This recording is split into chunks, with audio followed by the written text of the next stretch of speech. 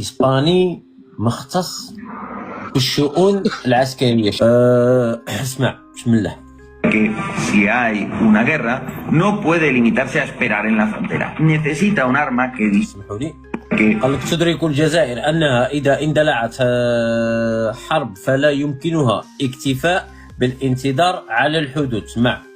Si hay una guerra no puede limitarse a esperar en la frontera. فعليها إقناع الرباط باريس مدريد بأن مهاجمة الجزائر تعني تلقي ضربة مدمرة في مدنهم.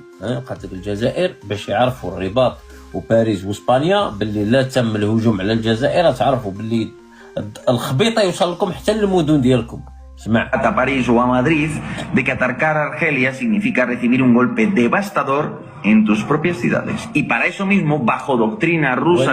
ولهذا سبب تهديد والاتباع عقيدة الروسية بنت الجزائر ثلوثية الردع الاستراتيجي. اسمع هذا الرجل كيقول اللي كان. تفضل كمل له. ولهذا السبب تحديدا بالاتباع العقيدة الروسية بنت الجزائر ثلوثية الردع الاستراتيجي. اسمع. Una triada de alcance estratégico que nadie más tiene en África لا يمتلكها أي بلد إفريقي آخر. سمعتي شنو قال لك؟ زيد. Incluso pocos países tienen en بل وحتى قلة من الدول أوروبا من تملك شيئا مماثلا. اسمع. realidad en Europa. Mientras España invierte en el programa S80. بينما تستثمر إسبانيا في برنامج الإس 80 كتفت الجزائر وتيرة تحركاتها. اسمع. كتفت الجزائر ووتيرة تحركاتها. اسمع. Argelia ha pisado el acelerador. Ya tienen 6 submarinos clase.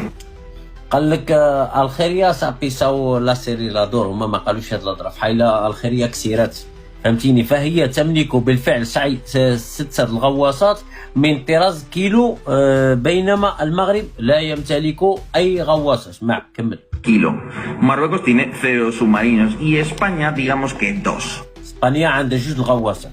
Argelia tiene uno de los arsenales de largo alcance más. تملك الجزائر واحدة من أقوى الترسانات الصاروخية بعيدة المدى في العالم. اسمع كريم كملوا. Es junto a Egipto de hecho el mayor ejército de. وفي الواقع يمتلكون إلى جانب مصر أكبر جيش في إفريقيا. África. Y ahora ya sabéis por qué. والآن أصبحتم تعرفون لماذا لا أنا هذه قال لك والآن أصبحتم تعرفون لماذا لا يتجرأ أحد على استفزاز الجزائر. هو قالها. اسمع. ها اسمح لنا خويا، اسمح لنا. ها. Tragárselo corre el riesgo de pagarlo pues muy caro. Es junto a Egipto de hecho el mayor ejército de África. Y ahora ya sabéis por qué nadie se atreve a toserle a Argelia.